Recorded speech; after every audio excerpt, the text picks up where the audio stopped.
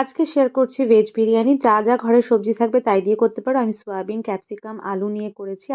আলুটা ফার্স্টে ভেজে নিচ্ছি নুন হলুদ দিয়ে। তারপরে তেলের মধ্যে গোটা জিরে, তেজপাতা একটু নাড়াচাড়া করে তারপরে পেঁয়াজ, গ্রেট করে রাখা রসুন, আদা সব ভালো করে ভেজে নিয়ে তার উপরে টমেটো কুচি দিয়ে দিচ্ছি। টমেটো কুচি আর জিরে গুঁড়ো দিলাম। তারপরে ভালো করে ভেজে নিয়ে যখন তেলটা ছাড়বে তখন ভেজে রাখা সয়াবিনটা দিচ্ছি।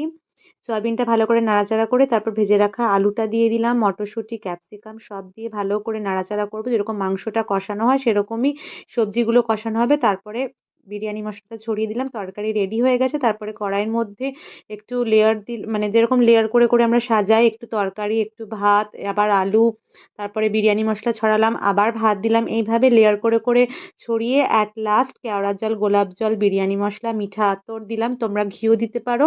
তো রেডি হয়ে গেছে আমাদের ভেজ বিরিয়ানি। ভালো লাগলে সাবস্ক্রাইব করো।